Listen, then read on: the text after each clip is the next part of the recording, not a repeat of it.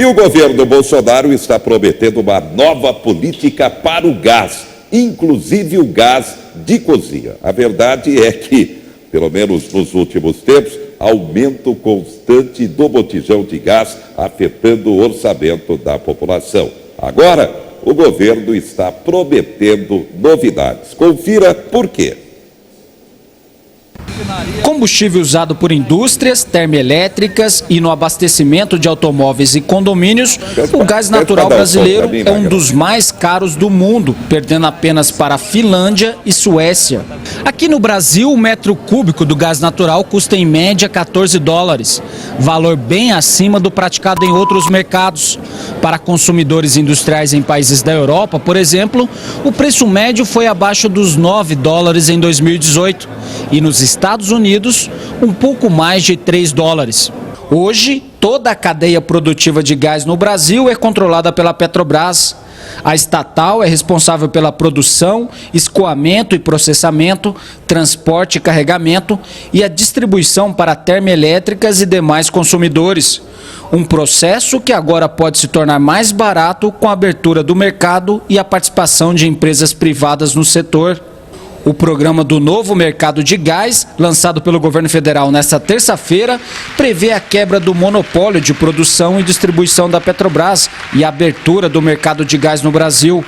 Com a medida, o governo espera reduzir o preço nos próximos anos. Nós estimamos que vai ser possível, os nossos cálculos, se caírem 40% em 2, 3 anos, o custo não só da energia, o gás natural, mas também de insumos industriais básicos, porque o gás natural é insumo para petroquímica, para petróleo, para plástico.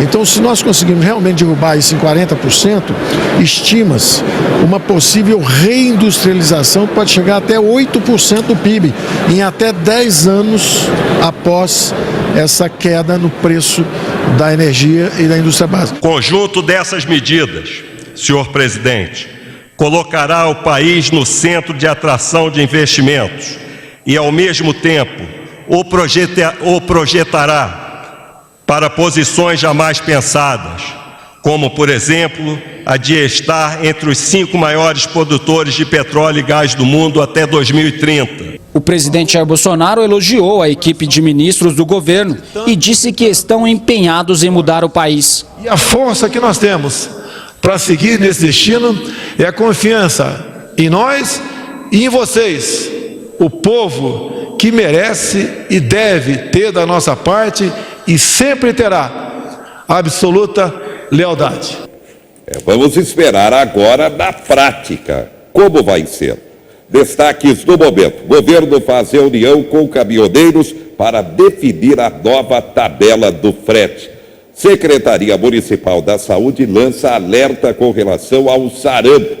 Pessoas de qualquer idade devem ir até as unidades de saúde com a caderneta de vacinação. A Artesp, que é a do governo do estado, anuncia para 28 de novembro leilão de quase 1.300 quilômetros em rodovias entre Piracicaba e Panorama. Aqui para nós de Marília, vai então a leilão para a terceirização a rodovia Comandante João Ribeiro de Barros, inclusive o trecho de Bauru até Panorama, com 7 praças de pedágio. E haverá também a modernização de toda a rodovia, garante o governo do estado. 78% dos brasileiros acham que os agrotóxicos levam insegurança à população.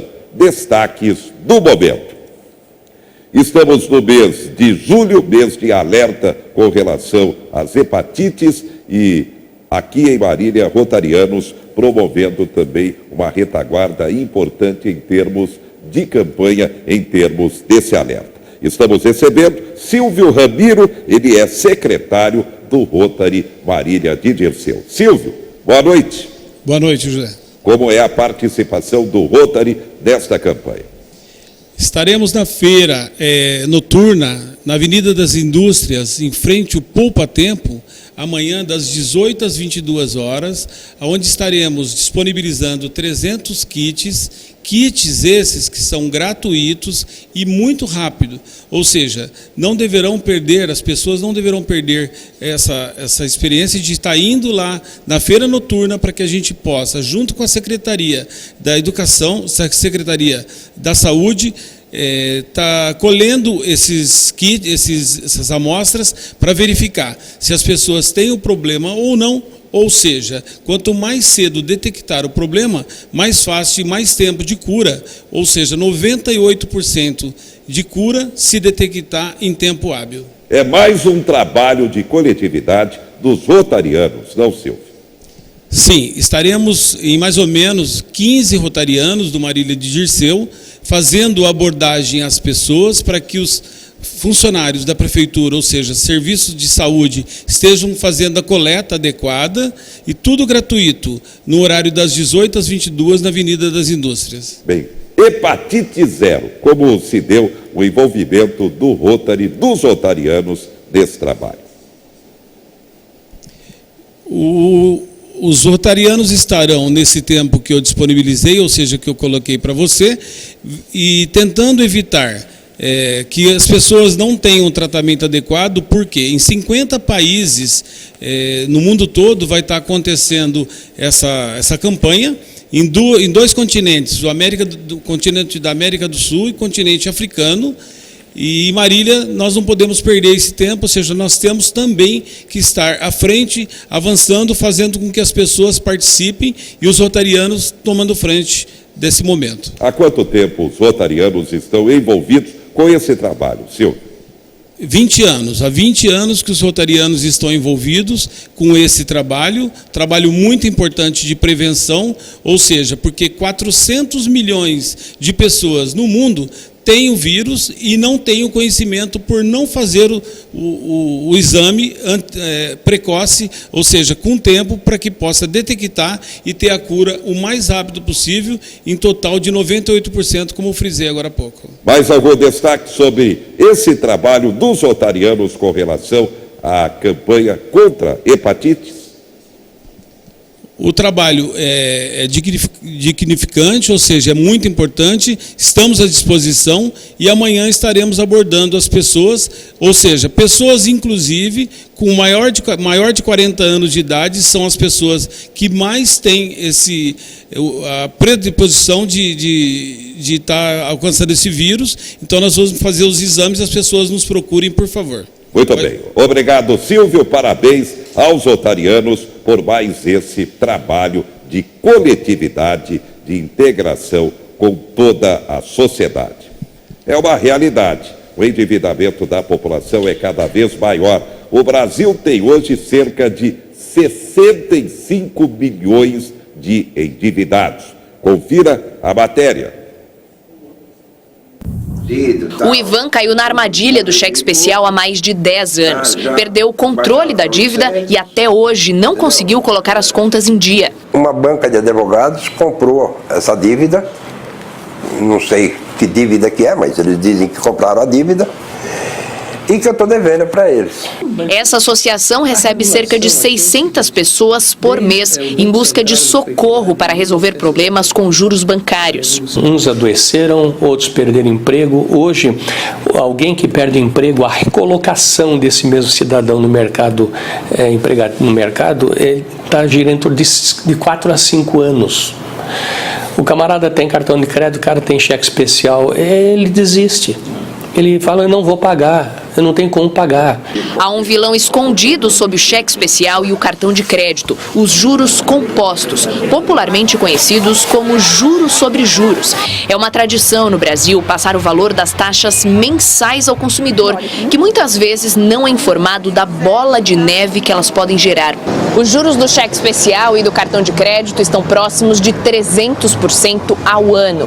Um exemplo prático do que isso significa. Se você tiver uma dívida de R$1.000 no começo de janeiro e não conseguir conseguir pagá-la. Essa dívida vai se tornar cerca de R$3 mil no final de dezembro. Uma recomendação é utilizar esse tipo de crédito somente em emergências e quando estiver consciente de que é possível pagar esse valor em um curto prazo. Na opinião deste economista, a justificativa para as taxas altíssimas praticadas no Brasil é a falta de concorrência entre os bancos. Você tem 5 bancos que têm 85% dos ativos e dos empréstimos do crédito, né? Eles se entendem entre si e mantêm taxas de juros que são um acordo interbancário, tanto assim que são praticamente idênticos entre eles, mas num nível que não é 20%, 30%, 40% mais caro do que nos Estados Unidos ou na Europa.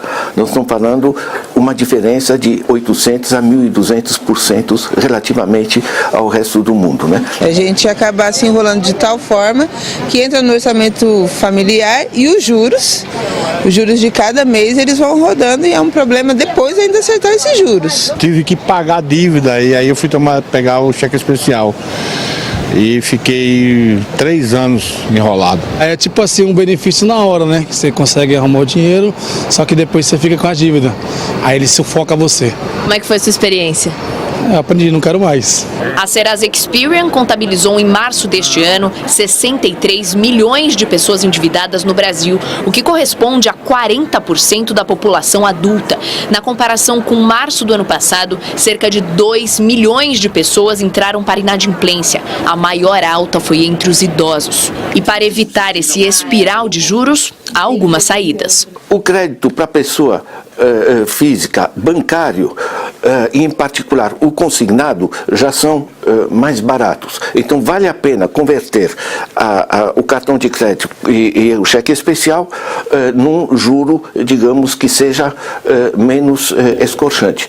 Eu já disse, o comércio de Marília tem 18 milhões de reais a receber em atrasados. Foi sepultado no final da tarde desta quarta-feira, no Cemitério da Saudade, o corpo do professor de Química Francisco Chaves de Moraes Filho, 79 anos, conhecido como Moraizão, popularmente pelos seus alunos com muito carinho. Ele atuou na rede estadual, também no Colégio Cristo Rei, no Interação, no Bezerra e também na Unimar, Universidade de Marília. Moraes realmente vai deixar muitas saudades.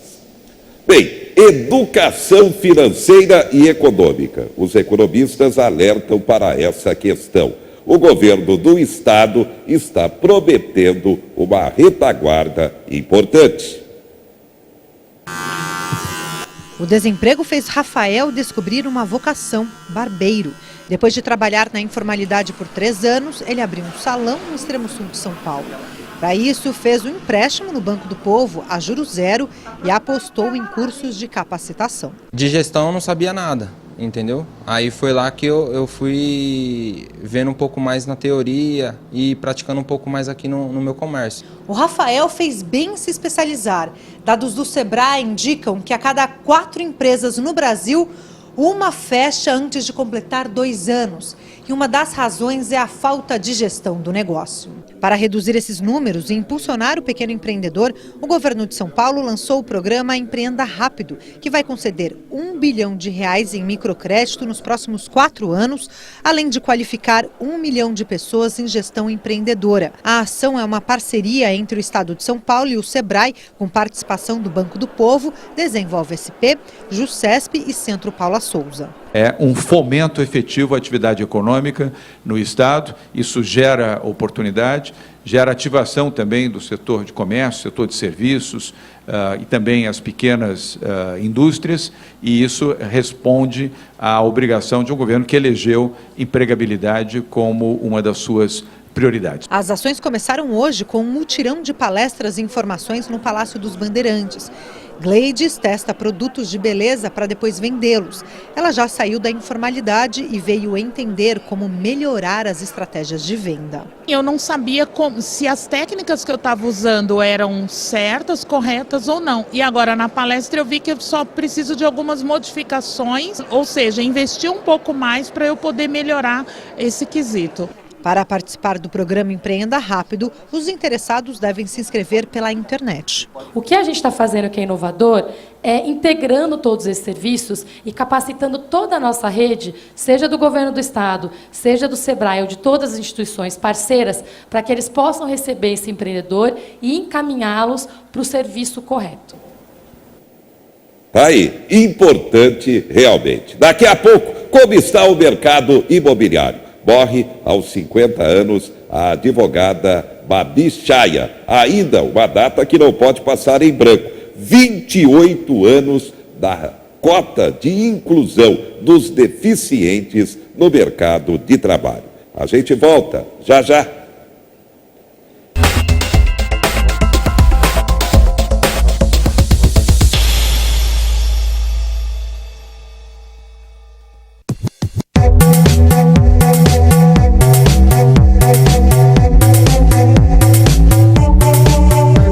Com experiência no mercado